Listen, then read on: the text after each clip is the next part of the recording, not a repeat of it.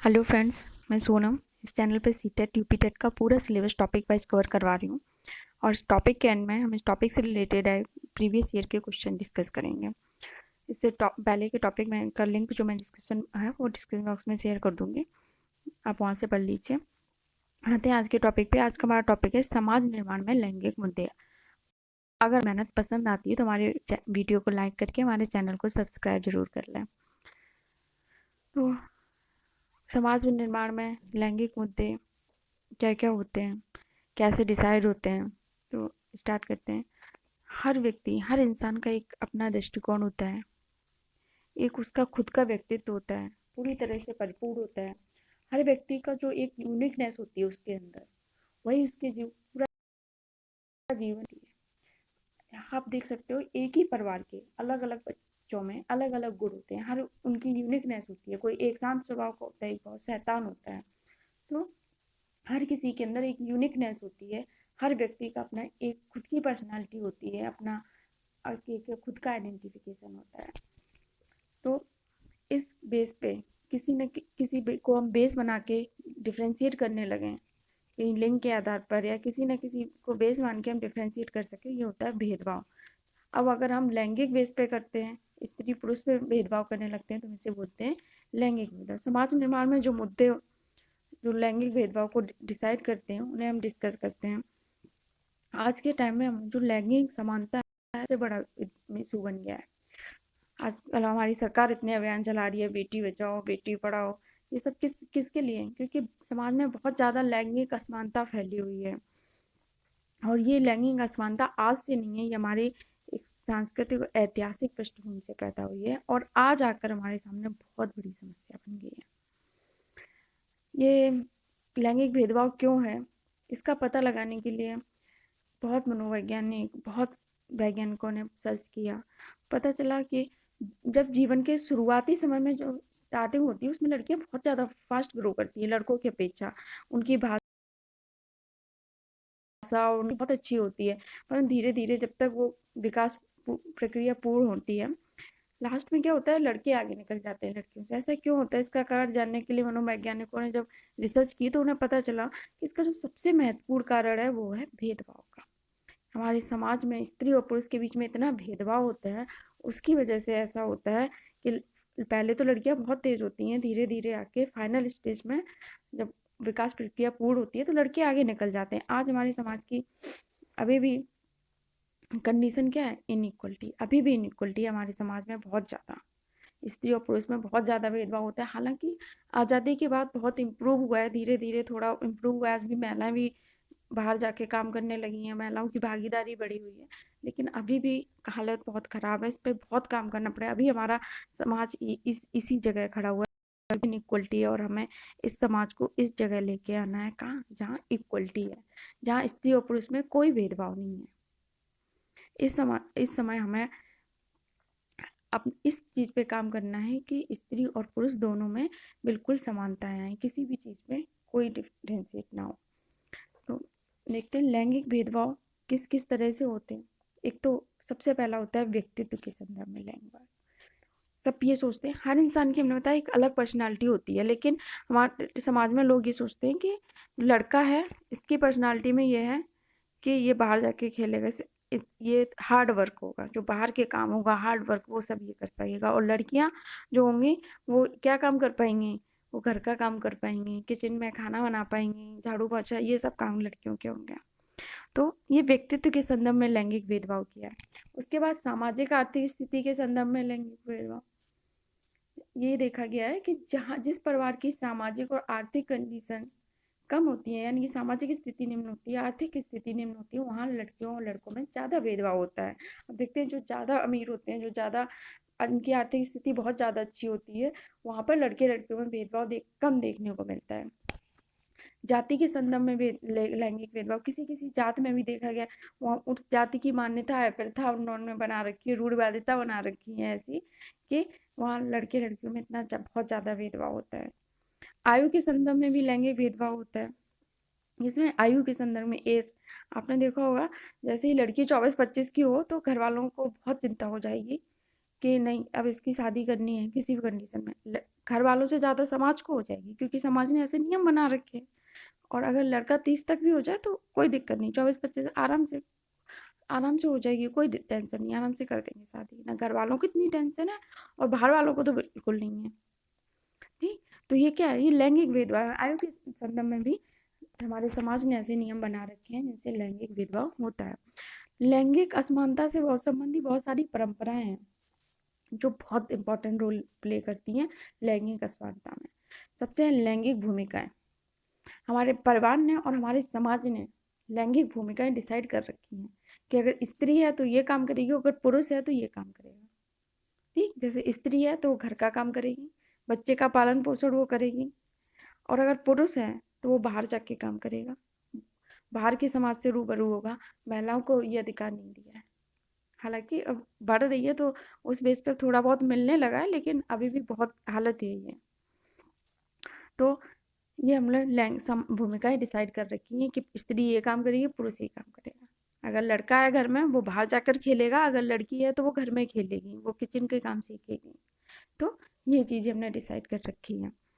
लैंगिक समाजीकरण, समाज ने नियम बना रखे हैं, हमारे समाज में नियम, हमारे समाज के नियम बनाने में मीडिया ने भी हमारे ने बहुत इम्पोर्टेंट रोल प्ले किया है। कैसे, आप देखो टीवी में ऐड आता है वॉशिंग पाउडर निरमा, नीमा, जया, सुषमा, सबकी पसंद है निरमा, किसी मेल का नाम आता है या कोई मेल दिखाया जाता है, नहीं। और ये चीज दिमाग में क्या असर डालती है, हर पूरी दुनिया मीडिया देखती है, ठीक। तो खास तौर से इंडिया में ये चीज़ें बहुत दिखाई जाती हैं, तो सब दिमाग में ये चीज़ें बन जाती कि शायद कपड़े धुलना ये सब महिलाओं का काम है या उनकी देख रेख में होगा ये। तो ये हमारा मीडिया बहुत इंपॉर्टेंट रोल प्ले कर रहा है। जब बच्चों की केयर के प्रोडक्ट जो इनके ऐड आते हैं, जॉनसन्स बेबी के ऐड आपने देखे होंगे, डायपर के ऐड देखे होंगे, तो बच्चे के साथ हमेशा माँ दिखाई जाती है। क्यों? क्योंकि हमारा समाज ये नियम बनाने की कोशिश करता है कि माँ ही केयर करती है बच्चे की, बच्चे की केयर करना का काम किसका है, माँ का है, पिता का नहीं है। क्यों नहीं पिता को एड में दिखाया जाता, क्यों नहीं मेल को दिखाया जाता? तो ये हमारा क्या है, लैंगिक समाजीकरण में भी हमारे महिलाएं ने, वो मीडिया ने महिलाओं के प्रति इस तरह का दिखाया हुआ है कि उनकी भूमिकाएं डिसाइड कर दी हैं, उनके समाजीकरण में, समाज में ऐसे नियम बना दिए। लैंगिक रूढ़िवादिता, इस रूढ़िवादिता क्या होती है, रूढ़िवादिता ये होती है कि जैसे पहले से कुछ कुरीतियां चली आ रही हैं, कुछ प्रथाएं चली आ रही हैं, वो किसके बेसिस पे है, लैंगिक के, लिंग के बेसिस पे, कि महिलाएं अगर घर का काम करती हैं तो वो घर का ही काम करेंगे। ये क्या है, ये रूढ़िवादिता है। महिलाएं अगर घर का काम करती हैं वो बाहर का भी काम कर सकती हैं, और काम में कि पुरुष बाहर का काम करेंगे, पुरुष बाहर का काम करेंगे तो पुरुष घर का भी काम कर सकते हैं। ये रूढ़िवादिता है। ऐसा नहीं है कि केवल महिलाएं घर का काम करेंगी, पुरुष घर का काम नहीं करेंगे। तो ये होता है लैंगिक रूढ़िवादिता। तो ये रूढ़िवादिताएं बना रखी है हमारे समाज ने, सोसाइटी ने। उसके बाद है लैंगिक भेदभाव, जो इन रूढ़िवादिताओं को प्रोत्साहित करते हैं वो लैंगिक भेदभाव करते हैं। घर में अगर लड़के को ये प्रोत्साहित किया जाता है कि जाओ बेटा आप बाहर जाके क्रिकेट खेलो, और लड़की से कहा जाता है आप जाके किचन में चाय आय बनाना सीखो, तो क्या है, ये आपने रूढ़िवादिता को प्रोत्साहित किया है और बढ़ाया है। तो ये होता है लैंगिक भेदभाव, आपने लैंगिक भेदभाव किया है। व्यावसायिक लैंगिकवाद, आप देखते हो व्यवसाय में भी एक ही काम के लिए पुरुष को ज्यादा सैलरी मिलती है और महिलाओं को कम सैलरी मिलती है। अब देखो कारखानों में मोस्टली होता है क्या, उसी काम से चाहे महिला ने सेम वही काम किया हो, एग्जैक्ट वही उतना ही काम किया हो, लेकिन महिला को कम सैलरी मिलेगी और पुरुष को ज्यादा सैलरी मिलेगी। ये हालत यहाँ तक है कि हमारे सिनेमा में भी आप देखो, फिल्म इंडस्ट्री में क्या है, एक्टर को ज्यादा रुपए मिलते हैं एक्टिंग के लिए और एक्ट्रेस को कम मिलते हैं। तो ये क्या है, ये व्यावसायिक लैंगिकवाद है। व्यवसाय में, व्यवसाय चुनने में, व्यवसाय चुनने में भी फर्क है। आप राजनीति चुननी है तो पुरुष चुनेगा, ठीक। और इसके बाद है पूर्वाग्रह और रूढ़िवादिता के कारण लैंगिक भेदभाव। ये हमने बताया। पूर्वाग्रह क्या होता है, कि पहले से ही मन ने मनवा लिया कि लड़का है तो ये साइंस में तेज होगा, ये क्या पूर्वाग्रह है। लड़कियां भी साइंस में तेज हो सकती हैं। अगर ये कहा लड़की है तो इसकी होम साइंस अच्छी होगी, इसे गृह विज्ञान ज़्यादा अच्छा लगेगा। इसको लड़की है, इसको ऐसा करो आर्ट के सब्जेक्ट दिलवा दो, ये आर्ट में अच्छा परफॉर्मेंस करेगी। लड़का है तो साइंस में अच्छा परफॉर्मेंस करेगा। ये क्या है, ये पूर्वाग्रह है। हमने पहले से ही जो सोच लिया, यानी कि पूर्वाग्रह से ग्रसित है। ऐसा नहीं है, लड़कियां भी साइंस में अच्छा कर सकती हैं। हमारी कल्पना चावला है, सुनीता विलियम्स है। तो ये जो एग्जाम्पल है आप देख सकते हो। और लड़के हो सकता है जो लड़कियों के लिए बताया जाता है कि डांस में, फैशन में, इनमें अच्छा करेंगे, तो लड़के भी बहुत अच्छा कर सकते हैं। तो ये होती है पूर्वाग्रह और रूढ़िवादिता के कारण लैंगिक भेदभाव। और इसकी लैंगिक भेदभाव की जड़ें हमारे समाज में इतनी गहरी हैं कि जन्म से ही, घर में जन्म होता है ना, तो घर में से ही बच्चा देखता है कि माँ किचन में काम कर रही है और पापा सिर्फ बाहर काम करते हैं, माँ सिर्फ किचन में काम करती है। तो जो बच्चा ये देखते हुए बड़ा होता है तो वो सोचता है कि ये घर का काम ही माँ का ही है, महिला का ही है। उसके दिमाग में ये जड़ें इतनी गहरी हो जाती हैं क्योंकि वो पैदा होने के बाद जब तक आज तक उसने यही देखा है कि महिला ही घर का काम कर रही है। तो एक जो बालक ये देखते हुए बड़ा हो रहा है कि महिला ही घर का काम कर रही है, और एक जो बालक ये देखते हुए बड़ा हो रहा है कि पुरुष भी घर का काम कर रहे हैं, यानी कि माँ पापा दोनों घर का काम कर रहे हैं, तो इसके बच्चे के दिमाग का जो सामाजिकरण है, एक विकास होता है, वो बहुत अच्छा होता है। और एक ये बच्चा जो सिर्फ ये देखते हुए पैदा होता है कि माँ ही घर का काम कर रही है, तो उसके दिमाग में इस लैंगिक भेदभाव अपने आप अपनी जड़ें पकड़ लेता है। ठीक, तो हमें अपने समाज को कहाँ से कहाँ लाना है, यहाँ से यहाँ लाना है जहाँ सिर्फ महिला ही घर का काम ना करे, महिला पुरुष दोनों मिलकर घर काम करें। और बाहर का काम भी सिर्फ महिला पुरुष घर का बाहर का काम ना करें, महिलाएं भी बाहर का काम करें। ये देखो, जब बच्चा देखेगा कि माँ पापा दोनों बाहर का काम करते हैं और माँ पापा दोनों घर का काम करते हैं, तो उसके जो मानसिक विकास होगा उस पर बहुत अच्छा असर पड़ेगा। ये देखो, जब वो देखेगा कि माँ भी बाहर काम करने जाती है, पिता भी घर का काम करने जाते हैं, यानी कि महिलाओं और पुरुषों की इक्वल भागीदारी है समाज में, तो उस पर बहुत अच्छा असर पड़ेगा। और बहुत फ्यूचर में आके इसके बहुत दूरगामी परिणाम होंगे जो बहुत अच्छे होंगे।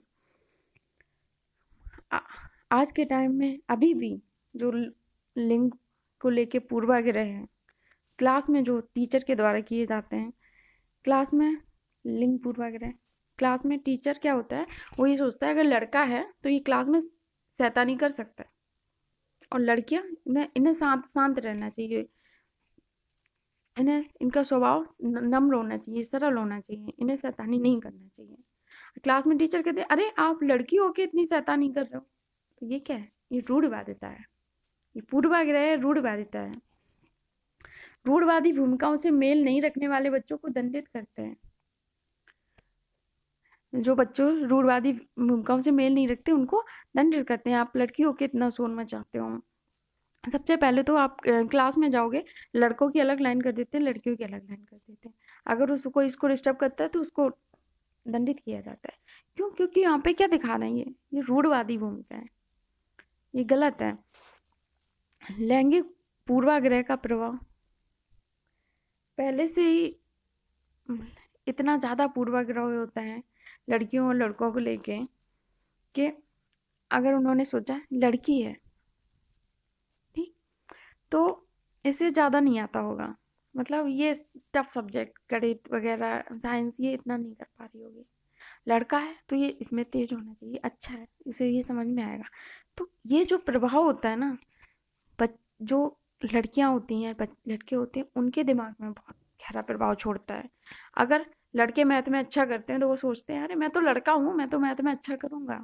और अगर लड़कियां मैथ में अच्छा करती हैं तो वो ये सोचती हैं कि मैंने बहुत मेहनत की, मैं लड़की हूँ, मेरा दिमाग कहाँ इतना तेज होगा कि मैं मैथ साइंस के सब्जेक्ट इतने अच्छे से कर सकूँ, लेकिन मैंने बहुत मेहनत की इसलिए मेरे साथ ऐसा हुआ कि मेरे बहुत अच्छे मार्क्स आए। अगर कहीं लड़के के वही मार्क्स आते हैं तो लड़का कहता है मैं तो लड़का हूँ। तो ये चीज होती है ना, ये टीचर बच्चों के अंदर भर देता है अगर टीचर रूढ़वादी सोचता है।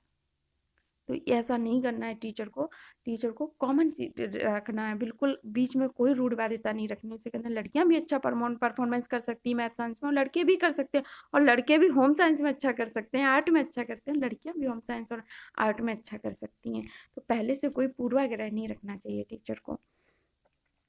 शिक्षक की अपेक्षा रूढ़वादी मानसिकता होती है टीचर की, तो टीचर जो होता है वो अपेक्षा करने लगता है लड़कियों से कि आप शांत स्वभाव की हो, आप शांत बैठे, आप बातें ना करें।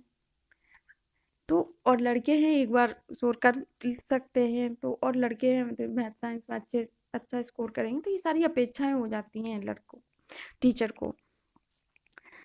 अगर मान लो कॉलेज में स्कूल में कोई टीचर बाहर से आता है, गेस्ट टीचर आता है, मान लो वो प्रैक्टिकल लेने या मतलब किसी भी काम से आता है, और अगर जो टीचर है कॉलेज का वो लड़कियों को ही उसकी सेवा में लगा देता है कि आप उसको खाना दोगे, आप उसको चाय दोगे, तो लड़कियों को लगा देते हो, ये क्या है, उसकी रूढ़वादी सोच है। आप लड़के भी सर्व कर सकते हैं अच्छा, लेकिन वो ये सोचता है कि खाना ये सारा काम किसका है, लड़कियों का ही, तो वो अच्छे से कर सकती हैं, ऐसा नहीं है।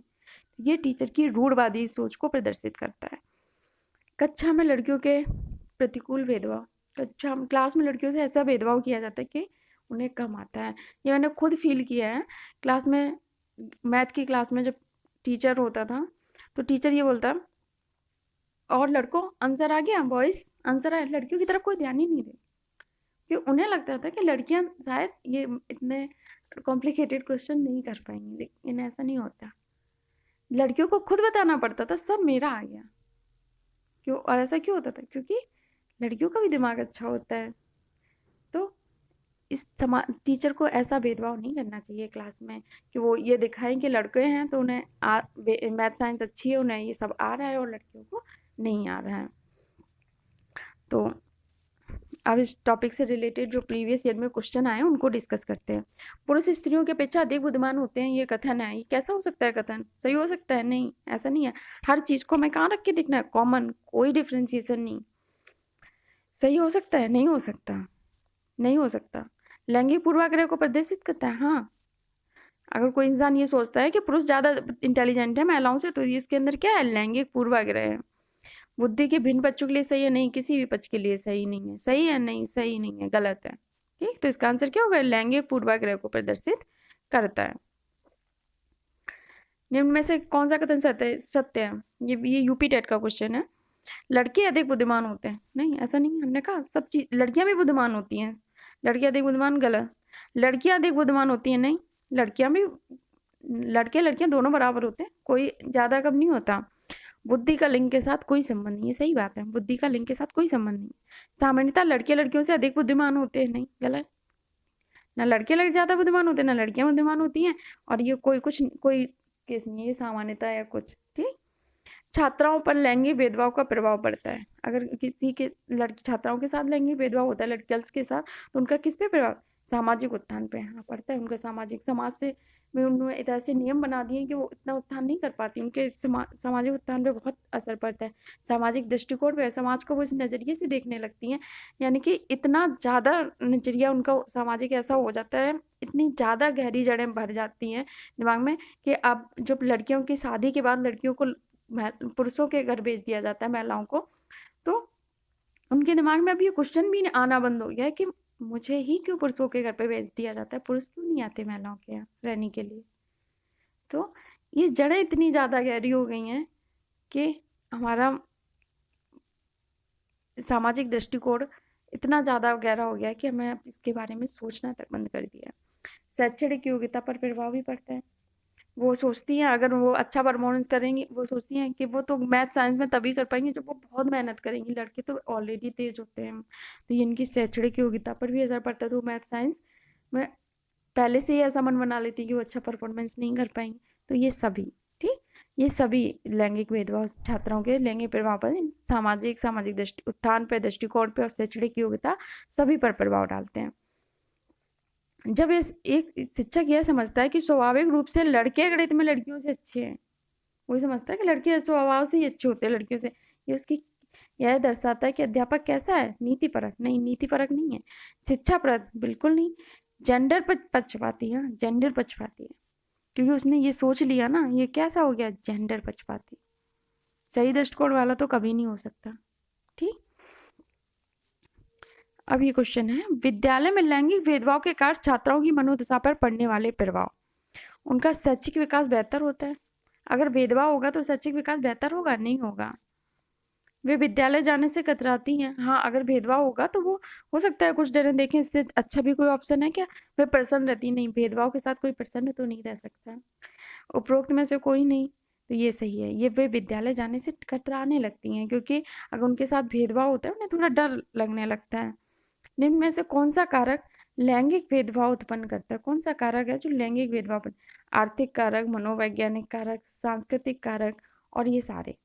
ठीक, इसका जवाब आप लोगों को हमें कमेंट बॉक्स में करना है। और अगर आपको मेरी मेहनत पसंद आई हो तो मेरे वीडियो को लाइक करें और चैनल को सब्सक्राइब करके बेल आइकन को प्रेस करें। Thank you. Next topic next class में।